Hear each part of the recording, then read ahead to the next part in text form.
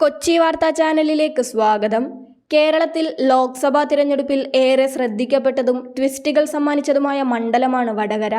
ഒരു ത്രികോണ പോരാട്ടത്തിന് സാധ്യതയില്ലെങ്കിലും LDFും UDFും കടുത്ത പോരാട്ടം നടന്ന മണ്ഡലത്തിലെ വിധി എന്താകുമെന്ന് ആർക്കും നിശ്ചയമില്ല.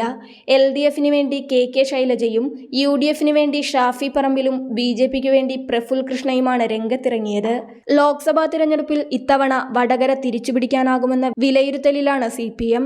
KK ശൈലജയ്ക്ക് നേരിയ ഭൂരിപക്ഷത്തിൽ വിജയിക്കാൻ സാധിക്കുമെന്നാണ് CPM കണ്ടെത്തൽ. ബ്രാഞ്ച് ബൂത്ത് തല കമ്മിറ്റികളിൽ നിന്ന് ശേഖരിച്ച വിവരങ്ങളുടെ അടിസ്ഥാനത്തിലാണ് വടകരയിൽ വിജയം പ്രതീക്ഷിക്കുന്നത്. 1200 മുതൽ 1500 വരെ വോട്ടുകൾ നേടാൻ സാധിക്കുമെന്നാണ് കണക്കുകൂട്ടൽ. കഴിഞ്ഞ ലോക്സഭാ തിരഞ്ഞെടുപ്പിൽ P ജയരാജൻ കൂറ്റൻ ഭൂരിപക്ഷത്തിൽ വിജയിക്കുമെന്നാണ് CPM വിലയിരുത്തിയത്. താഴേക്കിടയിൽ നിന്നുള്ള കമ്മിറ്റികളിൽ നിന്ന് ലഭിച്ച കണക്കുകളുടെ അടിസ്ഥാനത്തിലായിരുന്നു CPM കണ്ടെത്തൽ. എന്നാൽ ഫലം വന്നപ്പോൾ വൻ പരാജയമായിരുന്നു ജയരാജൻ നേരിട്ടത്.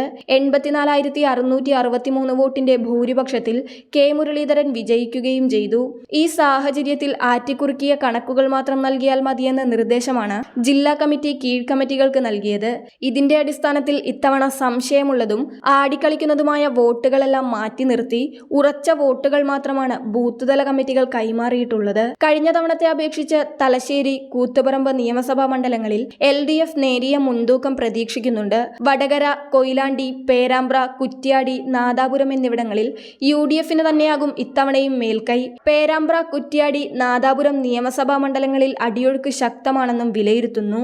അതേസമയം NDAയ്ക്ക് വടകരയിൽ കാര്യമായ മുന്നേറ്റം CPM പ്രതീക്ഷിക്കുന്നില്ല. തിരഞ്ഞെടുപ്പ് കമ്മിറ്റി കൺവീനർ വത്സൻ പനോളി ഉൾപ്പെടെയുള്ളവരാണ് അന്തിമ വിശകലന റിപ്പോർട്ട് തയ്യാറാക്കിയത്. ലോക്സഭാ തിരഞ്ഞെടുപ്പിൽ വാശിയേറിയ പോരാട്ടം നടന്ന മണ്ഡലങ്ങളിലൊന്നാണ് വടകര.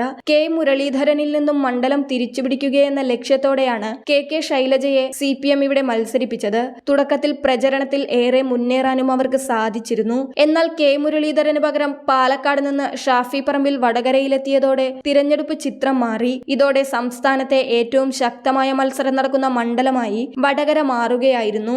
5 മണ്ഡലങ്ങളിൽ CPMഉം ഒരിടത്ത് RMPയും ഒരിടത്ത് LJDയുമാണ് കഴിഞ്ഞ നിയമസഭാ തിരഞ്ഞെടുപ്പിൽ വിജയിച്ചത്.